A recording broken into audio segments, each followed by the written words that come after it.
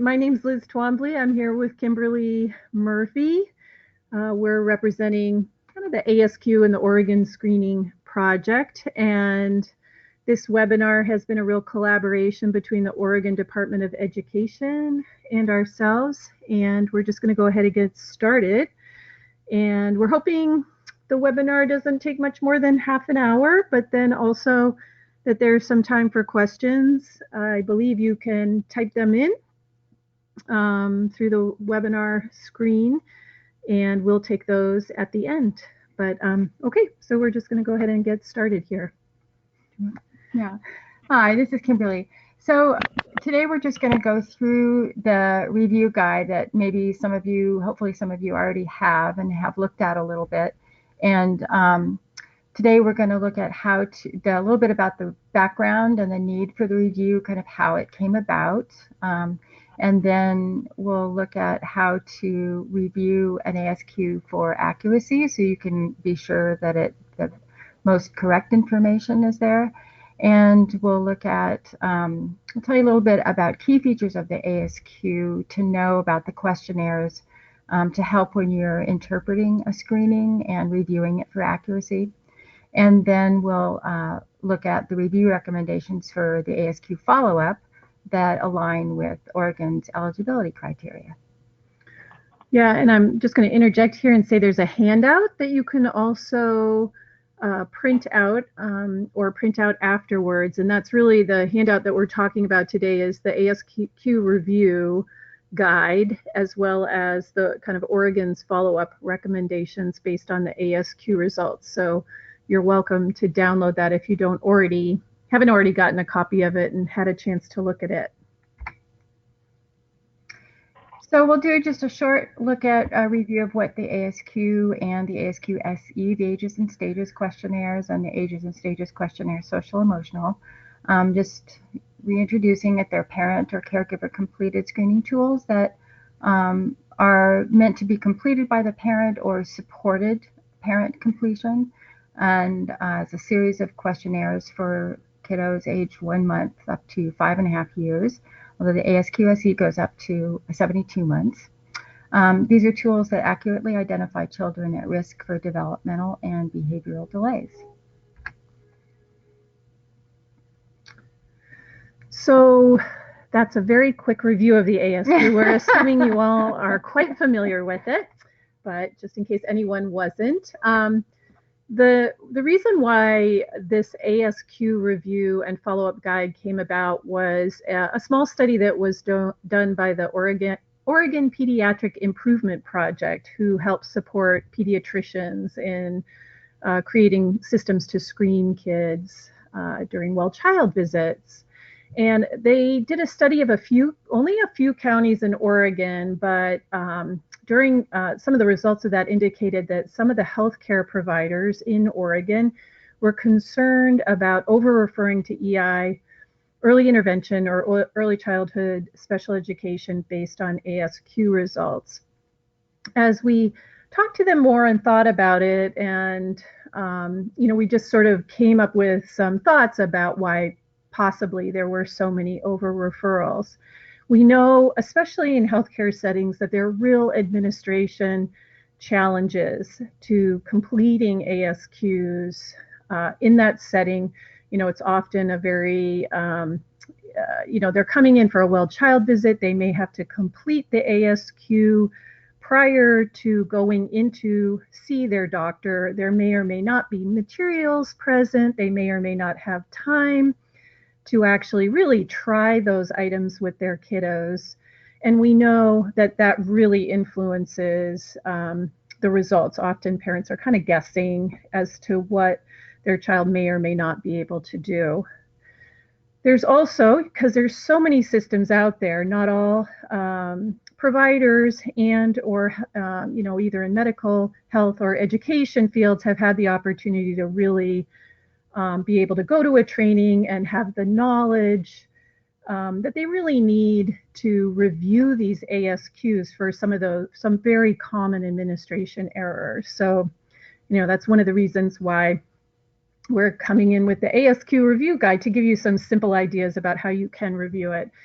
The other issue is that Oregon is a no screening state for early intervention. So, you know, if doctors made a quick referral and maybe didn't have that time to really review and make sure that the ASQ results were accurate, they went to early intervention, and early intervention went straight to an eligibility evaluation. And so, you know, in other places, they might take, in other states, they may be able to take a second step, which is to just do a screening when they get those results from the healthcare providers. So that makes it a little tricky. They're kind of going straight from this screening straight to an eligibility evaluation.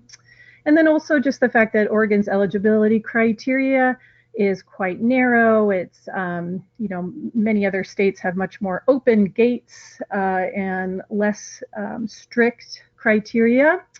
And if we're looking at every one area below cutoff and sending that to early intervention without having a pretty clear review, it's not surprising to us that there have been over referrals that have happened. So those, they're all speculative, but we've heard of all of these before during research and in implementation over the years. These are just very common things that happen with the ASQ. So to address this concern, we developed these materials, and honestly, it's been a great process because we think this 5 steps to review ASQ isn't going to only be helpful for this project or our situation here in Oregon between healthcare providers and early intervention systems, but really across the board, because, you know, not everybody gets to go to a long training on the ASQ and really understand some of these simple errors that come up. That's fantastic. And so we created that guide, and then also the follow-up guide, which is really specific to Oregon in that it takes into consideration that real strict eligibility criteria and just gives you a little bit of wiggle room in terms of whether or not you may move as an early intervention provider to a full evaluation. So who can use the ASQ review and follow-up guide? So the guide was developed, you know, with all providers in Oregon in mind, but the ASQ review part should be really helpful for anybody doing screening or working with young families. And the follow-up guide is more targeted to EIECSE providers and people working with EI, home visitors, childcare providers, parent support. So healthcare providers, we strongly recommend that they also consider using the guide just to look at those first 5 steps for accuracy before the screening leaves, you know, and gets sent to EIECSE or before making final decisions about the results of an ASQ. And healthcare providers also have the follow-up guidelines that are specific, written by or developed by OPIP, that are available on OPIP's website and also by contacting OPIP, and the contact there is on this slide. So the ASQ review guidelines, the first 5 steps is what we'll look at in the next few slides. So looking at just sort of general accuracy, the first thing you want to look at is to check the child's age at the time that the child's, you know, being referred, to make sure that the child's age is accurate for the ASQ that the parent completed. And also sometimes there's a period of time between the time a child, the parent gets to the referral and the child and the parent has completed the ASQ. So the child might have moved into another ASQ age range at that point. So some of the other issues are whether the child's age was adjusted for prematurity. So kiddos under the age of 2 chronological years should have their age adjusted for 3 or more weeks premature. That will often give them a different ASQ than just the chronological age. So that's another sort of common error that people forget about or aren't aware of, adjusting the age for prematurity.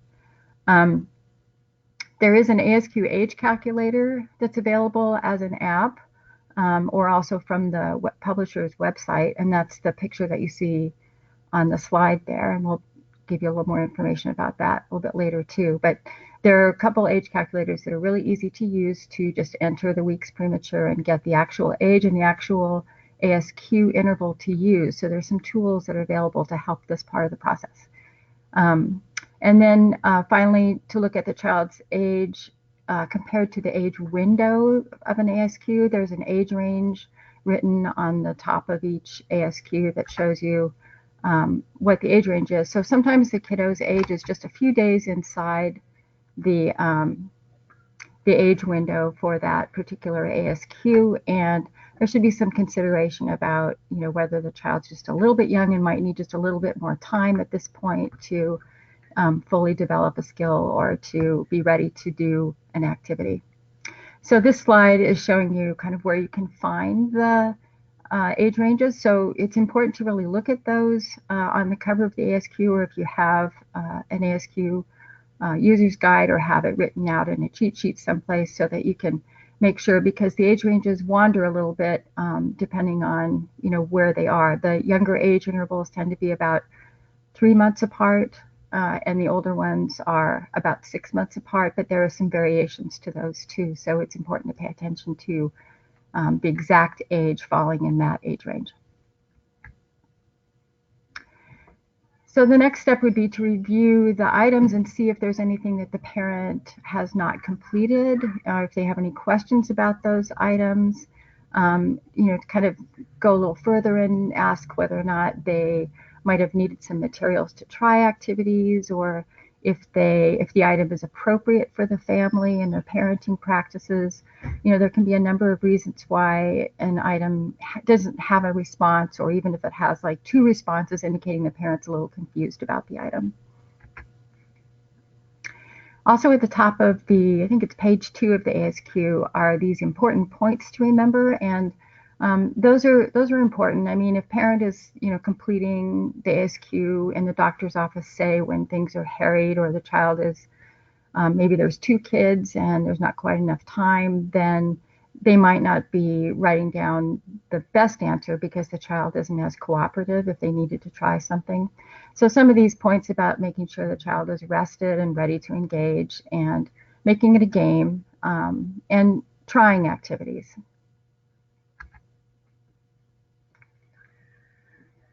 To give you a little background on the structure of the domains of the ASQ, some of you may not be aware of this, but the questions are in a hierarchy. They go from easier to more difficult within each domain of the ASQ.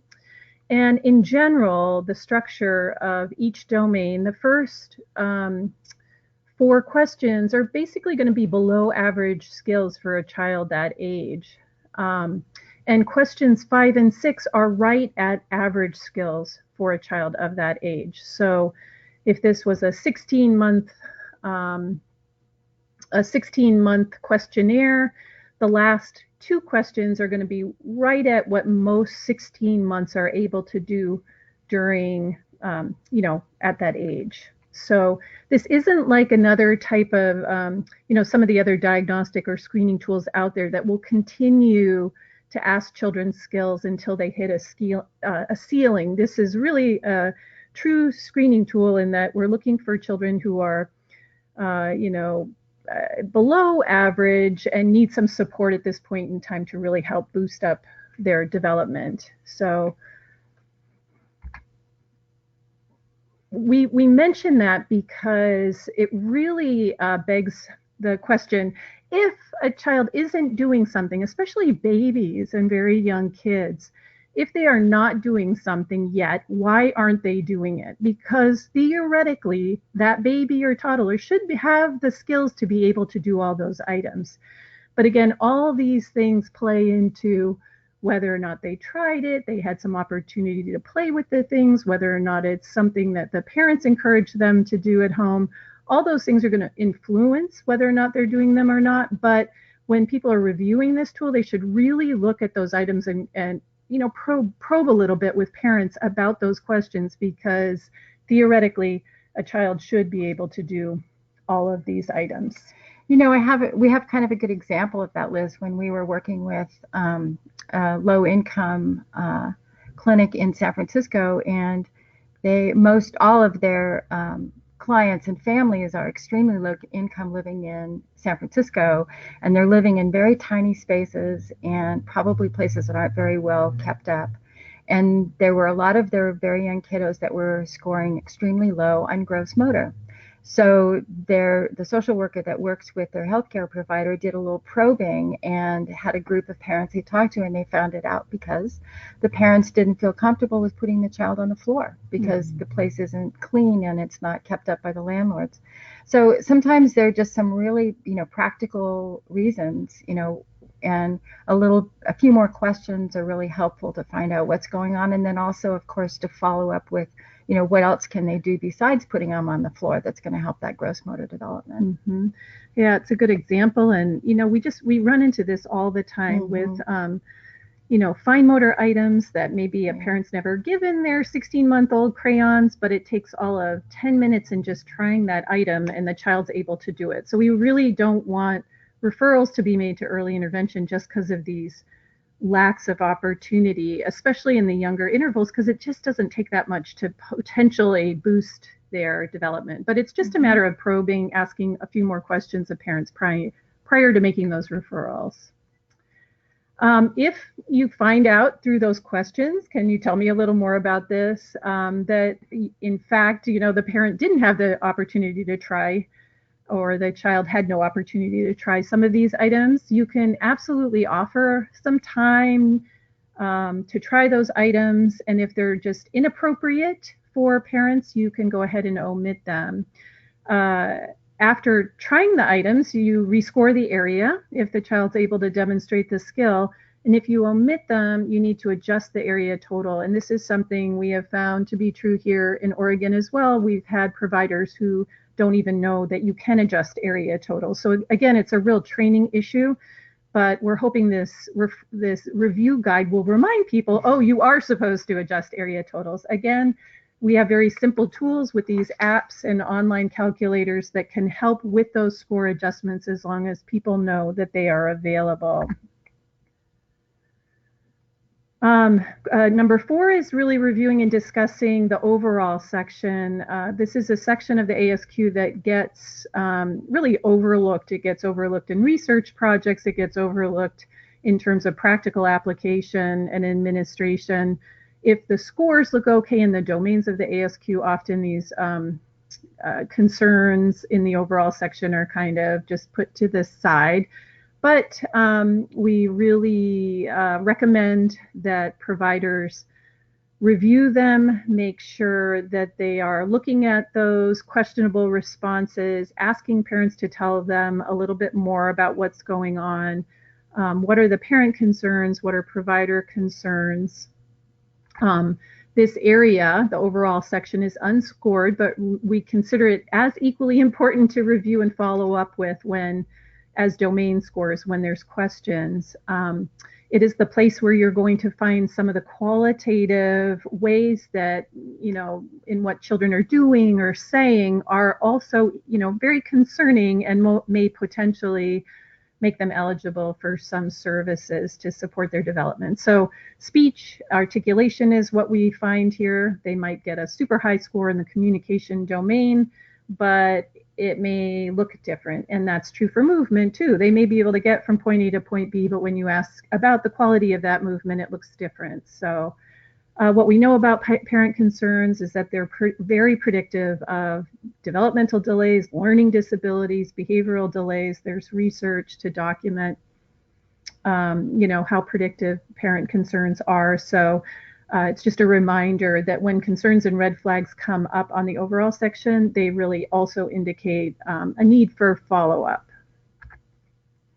In the user's guide, which I'm sure all of you have handy if you're using the ASQ, there is actually a table that sort of outlines why all of these overall questions have been placed on the different intervals of the ASQ, what they potentially indicate, and it could be multiple things, so that makes it a little tricky in terms of, how much you want this information out there. For example, the second row there, it's like, this is about concerns about a baby being too quiet or not making sounds like other babies. And, there's so many different potential indications of what that might be, the lowest hanging fruit being hearing impairment, and the most concerning being autism. So, it's always, we're never sure whether to let this information out there or just be clear that when there's a red flag, you do try to pass that on to a developmental specialist or your early intervention provider to kind of tease out why or why not that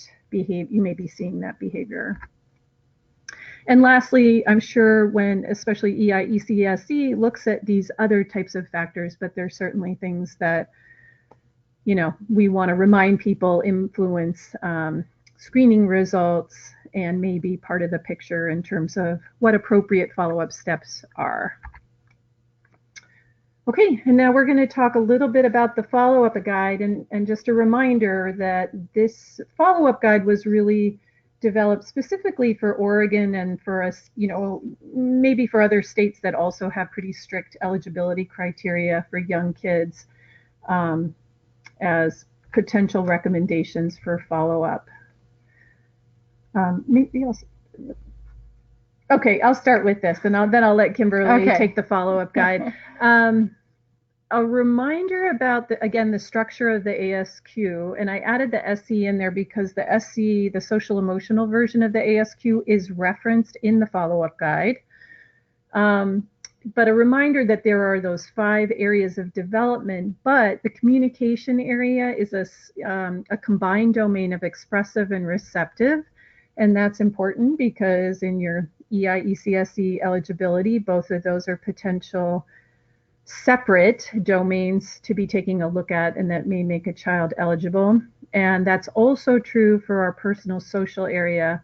So adaptive and social areas are represented in one area in the ASQ. So that's important. And a real quick reminder about the score chart and what the score chart represents. The area to the far right, again, is our above cutoff where there's no concern there. Our averages or means across all of the intervals are always going to be represented in that area. And remember, like if a child got all 60 points, that's the top score they can get would be 60, 60, 60, 60, 60. All it really represents is that they are right on target or performing really at average development, because we're not going past average. So our means are always there. If you look at the communication area there on the top, the start of the monitoring area is at 1 standard deviation below average.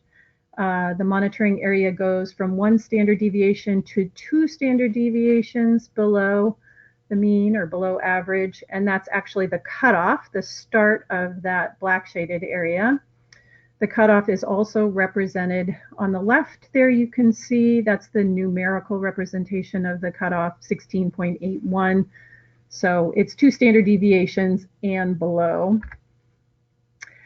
So that was just a little tutorial, a little reminder about what the ASQ, where they're set, what that chart looks like. And then, as a result, this is where some of our recommendations for the follow-up guide come from. So this is the there's kind of 4 different global results that we're talking about with follow-up actions that we recommend based on that result. So this is the first one. Do you want to start with that?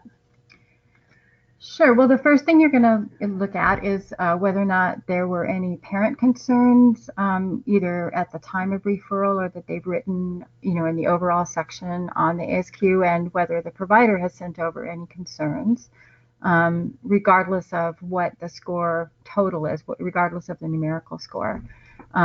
So in some cases, if there is a concern for developmental problems, then they would be referred anyway, regardless of the score. And in other cases, you might choose it might be a behavioral referral.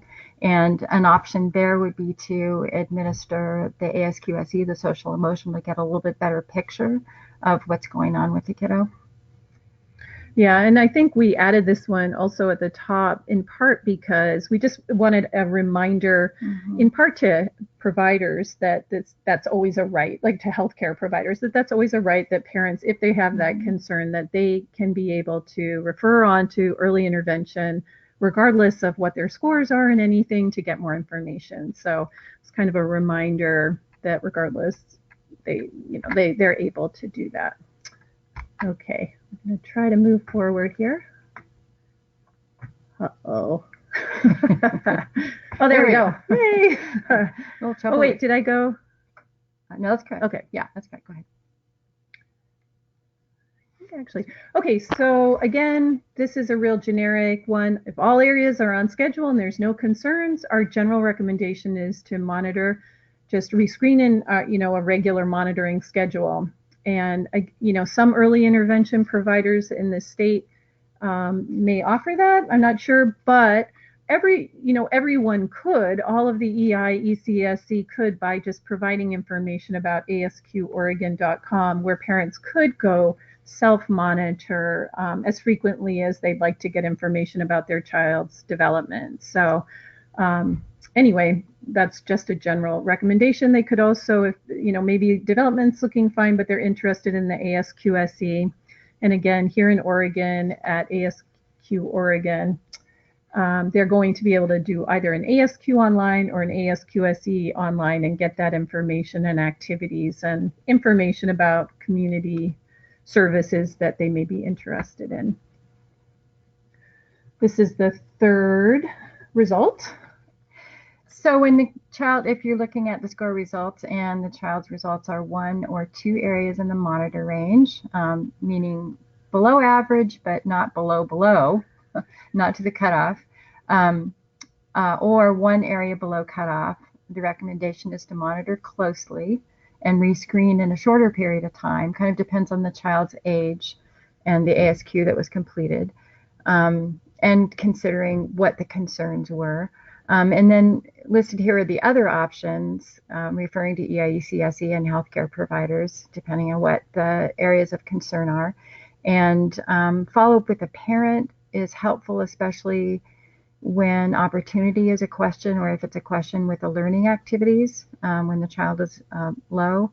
And to encourage the parent to self-monitor at the ASQ Oregon site, or they can also refer to Help Me Grow, 211, home visiting. So in some ways, thinking about what other supports the parent might need to kind of move forward and provide ACT early links or materials. I think those are on the CDC site that have milestones and lots of tip sheets.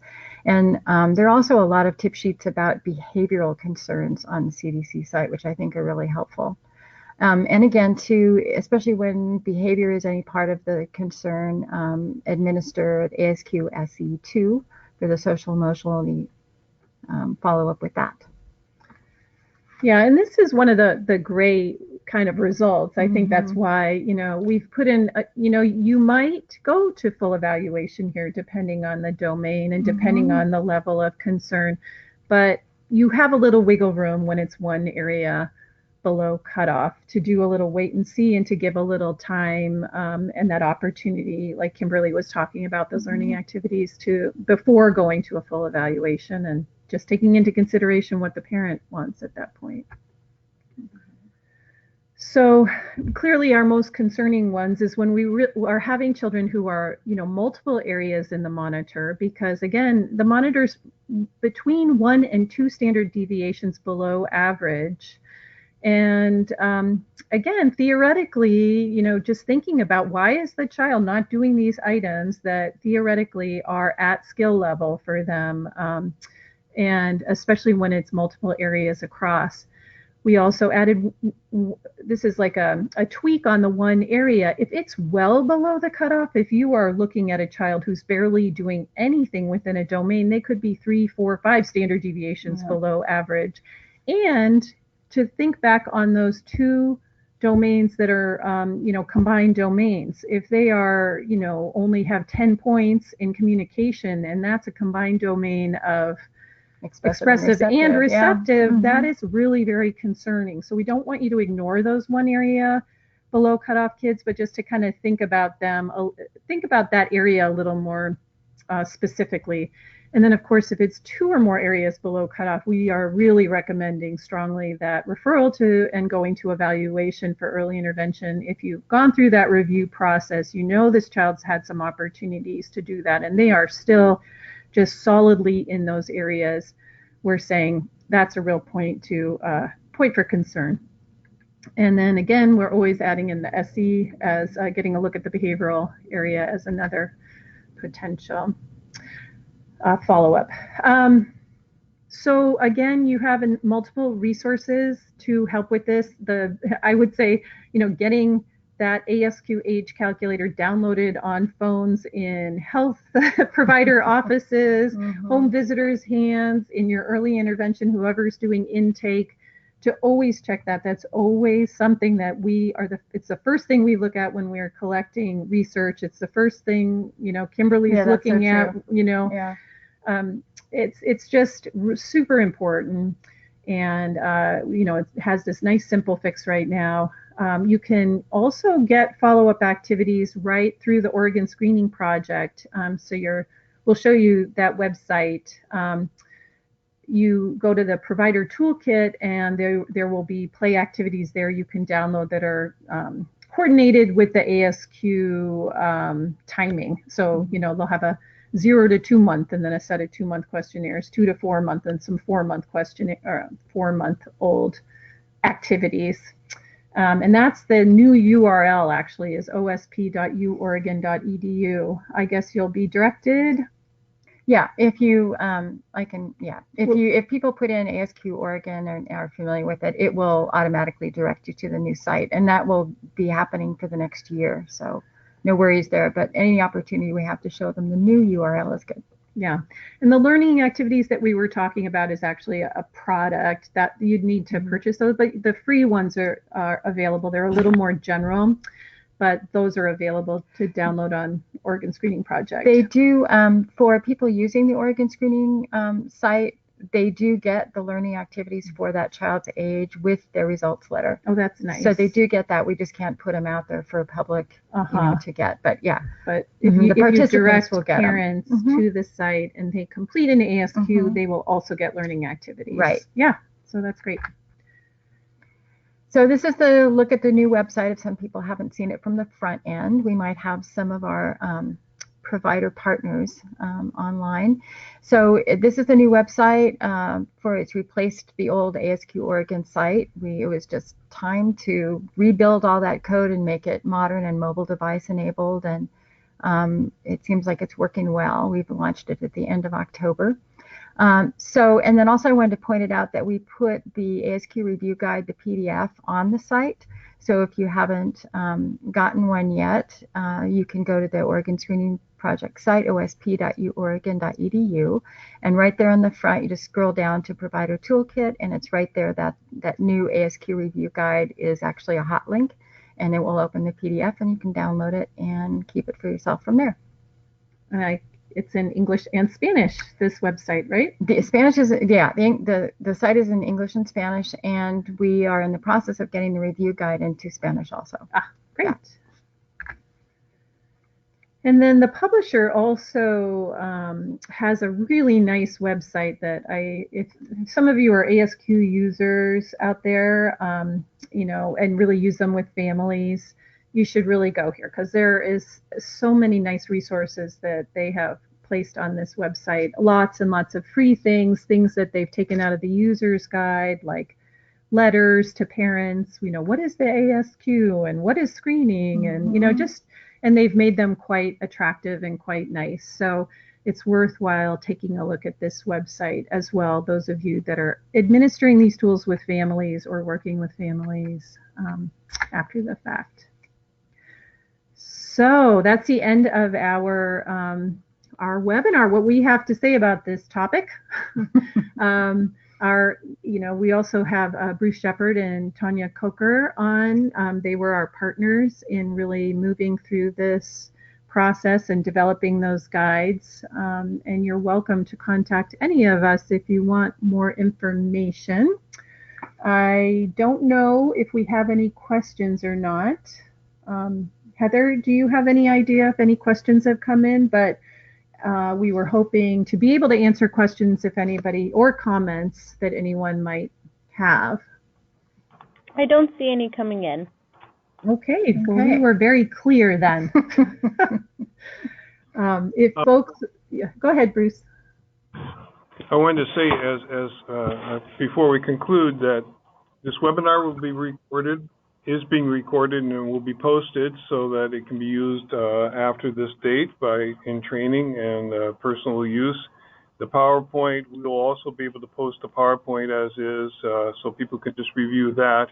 And the review guide will be all posted. We'll find a site for that. And those who registered will definitely get this information out too, and we'll have other ways of getting this information out.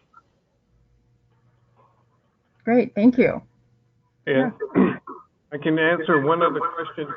Whoop, we're getting a feedback there. Our EI-ECSC programs know that we are working on allowing and authorizing early intervention screening by our programs, and that's moving along. They have no predicted date, sometime in early 2019, late winter, early spring, something like that. And we're looking towards this review guide and actually maybe even the webinar as resources that our own programs can use as when they start picking up this practice for early intervention. That was my comment. Thanks, Bruce. Well, thank you everyone for attending, and hope this was helpful. And again, please feel free to contact any of us if you have any questions about when you're reviewing ASQs or anything else. We're happy to be a resource for you. Yeah, and I think we will also try to post the recording and the handouts on the Oregon Screening Project site alongside the ASQ Review Guide in the Provider Toolkit. So thanks everybody for listening, and let us know if you have any questions. Yeah, have a good day.